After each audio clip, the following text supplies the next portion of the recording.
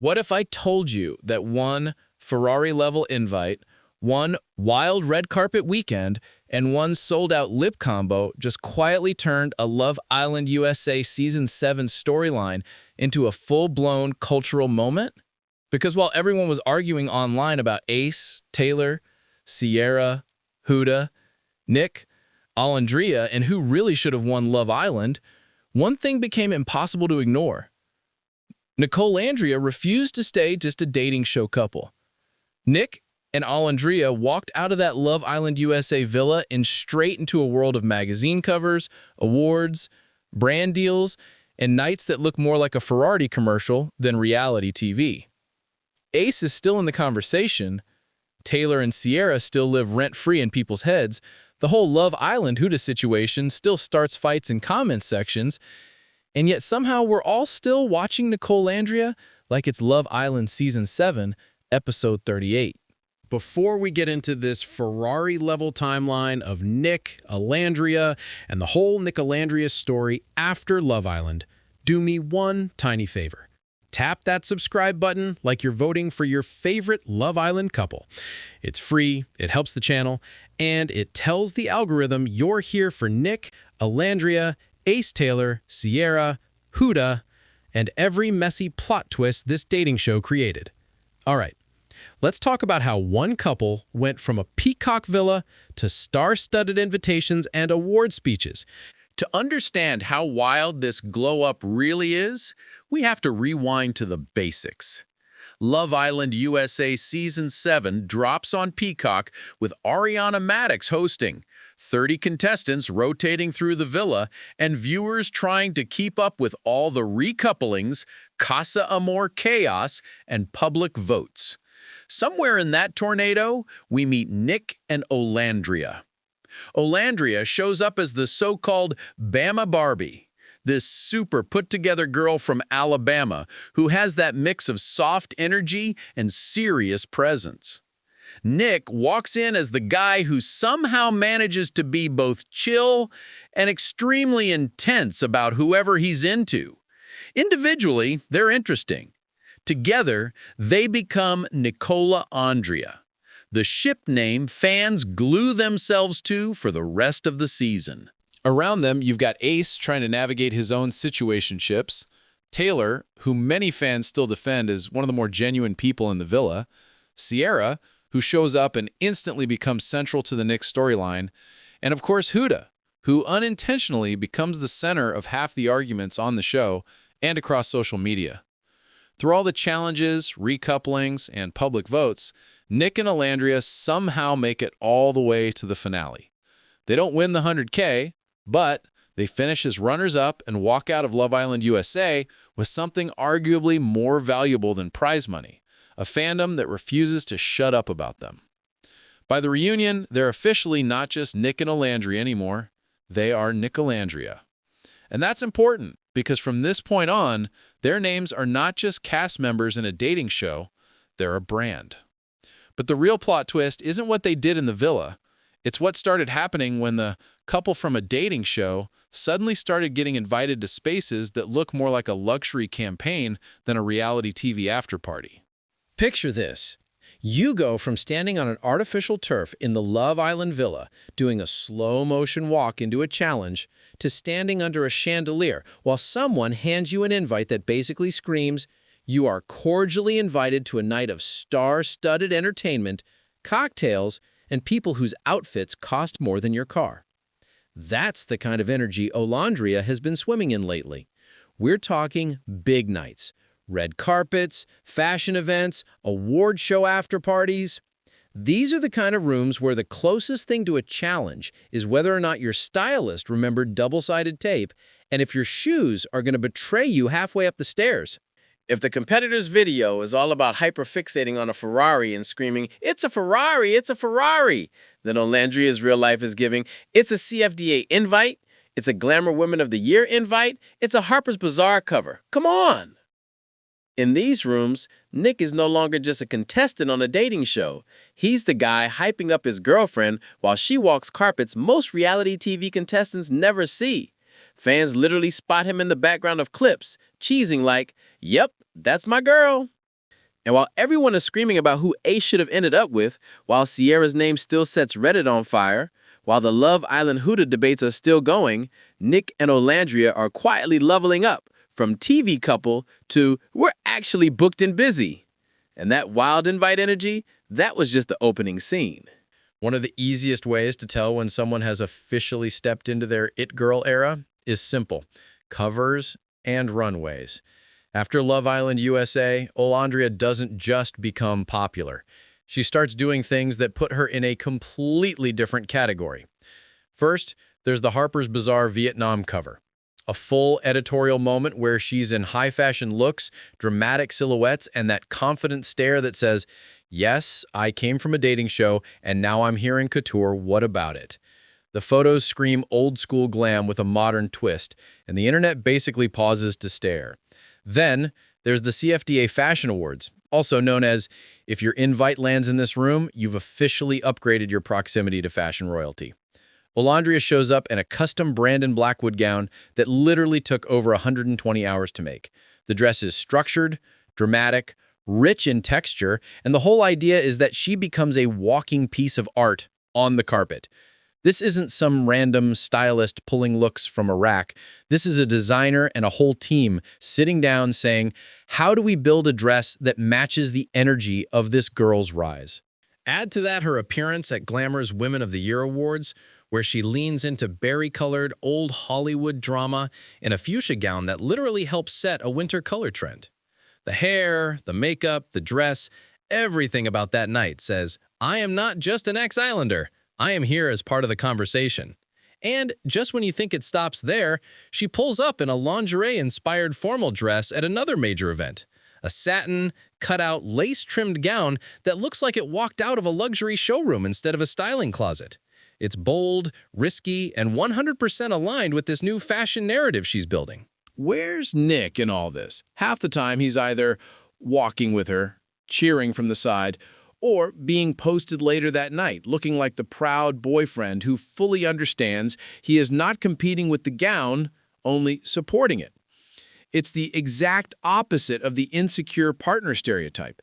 He's not trying to dim the spotlight, he's helping hold it in place. By this point, even casual viewers are starting to realize this is no longer just a Love Island storyline. This is an actual career. And speaking of careers, if you're still watching and haven't subscribed yet, hit subscribe like you're tapping that vote button for Nic and Olandria one more time. It costs nothing, it helps the channel, and it guarantees you never miss the next episode of this chaotic, extended Love Island universe. Now, if red carpets are the visuals, awards are the receipts. Here's where the story goes from pretty dresses to, oh, this is actually legacy talk. Olandria doesn't just get invited to fancy rooms, she wins in them. At the EBONY Power 100 Gala, she takes home the People's Choice Award, an award that's all about impact and the people obsessively voting for you. This is the kind of moment where the fandom that followed Nicolandria from the villa gets to say, we did that. The magazine literally describes her as an influencer on the way to icon status. And the imagery from that night is strong. She's not just on a step and repeat. She's surrounded by people whose names have been in headlines for years. Yet she still feels like the grounded girl fans watched cry, laugh, and argue on a dating show. On top of that, she's named one of Cosmopolitan's Z-Stars, a list of creators who define trends, influence millions, and entertain the masses.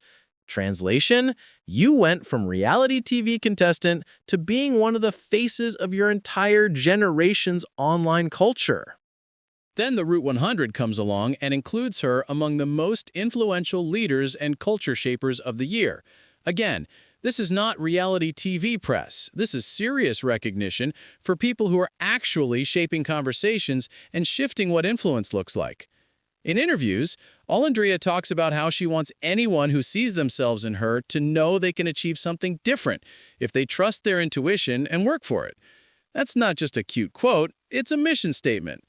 If the competitor's video had that dramatic award speech clip where someone dedicates an award to every woman who's ever questioned her worth, this is the same emotional lane, just grounded in the very real path of a girl who went from villa confessionals to global recognition.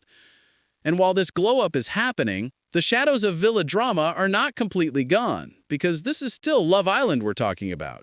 You cannot have a Love Island success story without dragging a little bit of unresolved chaos behind it.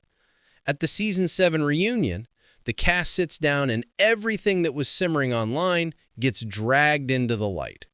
You've got conversations about bullying allegations, the fallout from challenges like Stand on Business, and movie night-style segments that fans argued were mean-spirited. Previously unseen footage that explains why some women made controversial decisions and how that affected friendships. Huda ends up at the center of multiple conversations, some about what she said or did, some about how other people reacted to her, and some about what was happening off-camera. Viewers start choosing sides. Some people sympathize with Olandria and others. Some feel like Huda was unfairly vilified. Online, the phrase Love Island Huda basically becomes its own subtopic. At the same time, media reports claim that parts of the Nic and Olandria connection were staged, or at least heavily encouraged by production, especially around the Casa Amor storyline and their post-Casa reconnection. According to those reports, producers allegedly leaned into the Nicolandria pairing because the public was already invested, even if the romantic side was complicated. The key here is fans are not naive. They know they're watching a produced show, but when they hear things like fake storyline or staged, it makes them double think every moment they emotionally invested in. What makes this interesting is that instead of collapsing under that pressure, Nic and Olandria seem to step around the noise and focus on their real lives. They acknowledge the complicated parts, but they don't make their entire identity about defending or dragging the show. That choice, to not feed the chaos every single day, is actually part of why the fandom sticks around. People still debate Ace and Taylor, Cierra's treatment, Huda's arc, Nic's decisions, but when it comes to Nicole and Andrea as a unit, what people keep pointing to is how they support each other when the cameras aren't rolling. And speaking of life off camera, nothing screams we survived reality TV and leveled up like a good brand deal. Here's where the story gets very modern. Love Island has always launched influencers, but what happens when a couple becomes a product? Enter the Nicolandria lip combo with Nix. It starts as a fan-favorite virtual combo, then turns into a real product that sells out and needs a restock. The whole marketing direction is basically inspired by your fave couple making waves, turn heads just like Olandria, Nix girl. This isn't fan fiction anymore. This is literal packaging copy. Then there are the campaigns. Swimwear and summer vibes shoots with brands like Kulani Kinis. Food collabs like Sweetgreen, where they show up as the cool couple in a fresh, lifestyle-driven campaign. A partnership with Microsoft Copilot, where Olandria uses her platform to shine a light on her university, her journey, and the grind behind getting her degree. Cozy meets high fashion looks in campaigns like Uggs, Fluff Mama, plus appearances as part of Gen Z-centered events and lists. If the competitor's video had a whole segment about trying some suspicious clay toothpaste or chewing weird powder on camera, this is the upgraded version. Instead of chew this and pretend you like it, it's stand in this custom gown, wear this lip combo, and anchor an entire brand narrative. Meanwhile, the rest of the Love Island cast is out there writing their own chapters. Ace is still a big talking point, with fans debating his decisions and his connections during and after the show. Taylor and Clark's elimination originally had people furious, with many calling them the only genuine couple that got sent home too soon. Cierra's time in the villa and exit still get dissected in threads and think pieces, especially when people revisit episodes or rewatch Casa Amor. Huda remains a lightning rod, with ongoing debates about accountability, editing, and what was fair versus unfair. But while everyone else's stories feel like they're stuck to the show, Nic and Olandria's story keeps escaping the villa. At this point, the question becomes, is Nicolandria still just that couple from Love Island, or did they actually become something else? There are a lot of couples that come out of dating shows. Most of them follow the same script. Do some interviews, maybe start a joint YouTube channel, sell a couple discount codes, fade into the background of everyone's Where Are They Now list. Nicolandria's path is different, and here's why. First, there's Nic himself. Instead of competing with Olandria for the spotlight, he leans into being her fan. People literally see him holding her heels, hyping her up in the comments, turning up to events like he's proud to be the guy standing next to the it girl, not the other way around. That flips a lot of expectations. He's not trying to be the main character all the time. Sometimes he's perfectly happy being the one clapping in the background of a big moment. Second, there's Olandria's post-show identity. She doesn't just ride off the Love Island title. She stacks magazine covers, red carpets, Z-Star lists, and awards in a way that makes her feel less like a reality contestant and more like an established public figure. Third, there's the way the internet talks about them. Articles and fans literally refer to Nicolandria as a cultural phenomenon and a beloved part of reality couple history. They're not just one of the couples from season 7. They're the couple a lot of people think about when they think of this whole era of the show. So when you combine the Ferrari-level invites, the award speeches, the magazine covers, the lip combos, and the way Nic openly supports Olandria's success, you end up with a storyline that feels a lot bigger than Love Island USA, but still deeply connected to Ace, Taylor, Cierra, Huda, and everything that went down in that villa. It's like the villa was the trailer. This is the actual movie. So, when you zoom out, what do you really see? A girl who walked into Love Island USA as one more contestant on a dating show and walked out as someone the fashion world, the awards world, and the influencer world all decided to bet on. A guy who went from being edited like a typical Love Island boy to being known as the boyfriend happily calling himself a fan of his own partner. A fandom that took the name Nicolandria, turned it into a hashtag, then watched it become a product, a lip combo, a campaign, an era, and a season 7 cast where Ace, Taylor, Cierra, Huda, and everyone else are still being debated in comment sections, but the couple people keep circling back to, whether they love them or side-eye them, is still Nic and Olandria. In other words, the show ended, the villa lights went off, but the Nicolandria storyline, that thing drove straight out of reality TV, hit the highway, and is now cruising somewhere between Ferrari Night, Harper's Bazaar covers, and Ebony Power 100 speeches. If you want more deep dives like this, Ace analysis, Taylor breakdowns, Cierra revisits, Huda timeline, all of it, hit that subscribe button on your way out. Think of it like sending one last vote for your favorite Love Island couple. But this time, the prize is more chaotic videos in your recommended feed. Thanks for hanging out with me, and I'll see you in the next one.